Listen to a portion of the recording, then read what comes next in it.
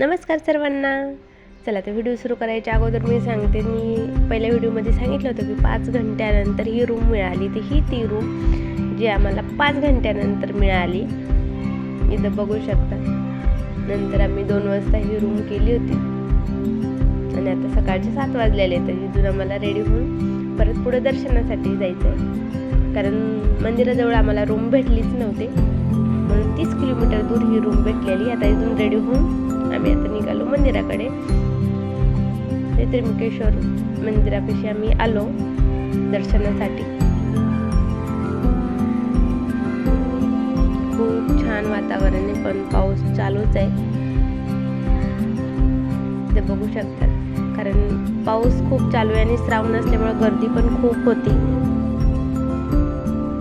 इथे पास काढायला 3 तास लागत होते आणि आम्हाला पुढं पण दर्शनासाठी जायचं होतं, त्यामुळं आम्ही मुख दर्शन घेतलं आणि निघालो पुढच्या दर्शनासाठी. आता आम्ही निघालो सप्तशृंगी मातेच्या दर्शनासाठी.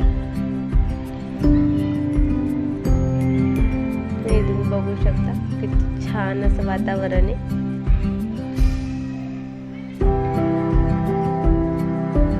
आणि कंटिन्यू पाऊस चालू आहे. जसं आमचा प्रवास चालू आहे तसा कंटिन्यू पाऊस पण चालूच आहे. वातावरण खूप छान वाटू लागलं. जसं जसं वरती जातो तसं मुलांना खूप भारी वाटू लागलं. जशी जशी गाडी डोंगरावर जाते तशी मुलांना खूप एन्जॉय करू लागले ते.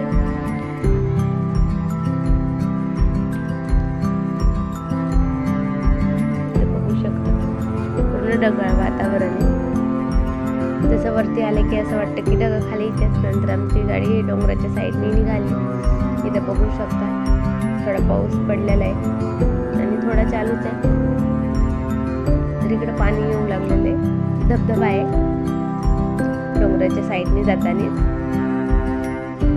त्या ठिकाणी बोर्ड पण लावलेलं आहे. हे बघा किती छान वाटू लागला धबधबा पण. आणि वातावरण खूप छान आहे इकडचं.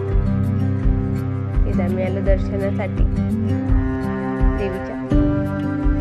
तर ह्याला काय म्हणतात हे मला तुम्ही कमेंट करून सांगा.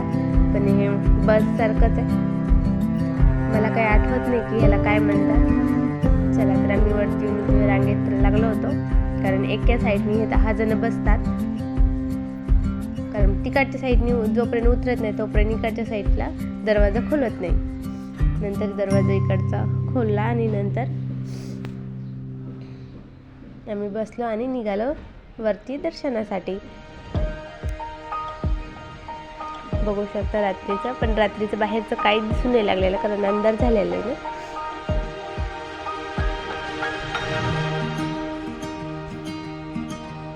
खूप छान वाटू लागलं. मला तर वाटलं जमतंय नाही की त्रास होतोय काही, पण नाही, असं काहीच नाही झालंय. एकदम म्हणजे हल्लं पण नाही, एकदम छानपैकी वरती गेलं. जसं झोपाळ्यात वगैरे असं हलते वगैरे तसं मला वाटलं, पण तसं काहीच नाही झालं. एकदम सॉफ्ट, म्हणजे हल्लं नाही, काही नाही. कुणाला काही चक्कर पण येणार नाही ह्याच्यात आणि मळमळ तर बिलकुलच नाही आहे. खूप छान आहे. ह्याच्यामधून आम्ही गेलो वरती देवीच्या दर्शनासाठी. झालो आम्ही वरती. उतरतो एक साईड.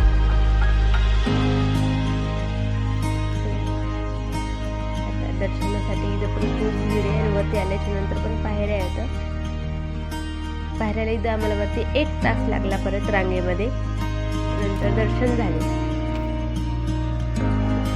सगळे फोटो व्हिडिओ पण काढतात.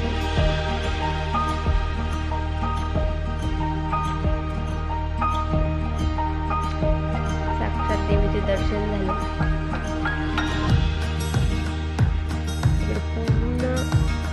आभाळ असं खाली वाटत होतं.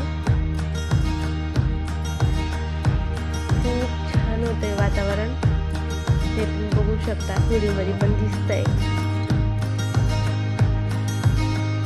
आणि नंतर आता आम्ही दर्शन करून निघालो. आता खाली छानपैकी आमचे दर्शन झाले इथं आणि नंतर आम्ही निघालो. बघू शकता अशा प्रकारे हे एक याच्यात 10 बस स्टॉप म्हणजे टोटल ह्याच्यामध्ये 60 जण प्रवास करू शकतात. निघालो खाली.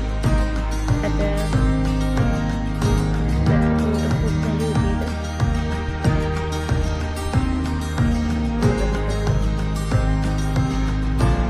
गर्दी पण दर्शनासाठी अनेक पण खूप होती.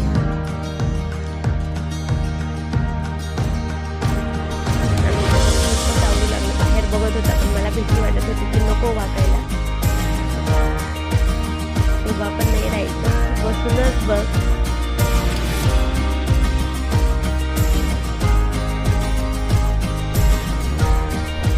नंतर आम्ही आता आलो मंदिराच्या बाहेर. बघा मंदिराच्या बाहेर अशा प्रकारे दिसते. पाऊस पण थोडा थोडा चालू वाटत होता. खूप छान वाटू लागलं होतं. आता रात्रीचे 9 वाजलेले तर आता निघणार आहे खाली. गाडी पार्किंगला लावलेली होती. आमचा प्रवास असा झाला. तुमचा प्रवास कसा होतो नक्की कमेंट करून सांगा. भेटूया नेक्स्ट ब्लॉगमध्ये. तोपर्यंत बाय.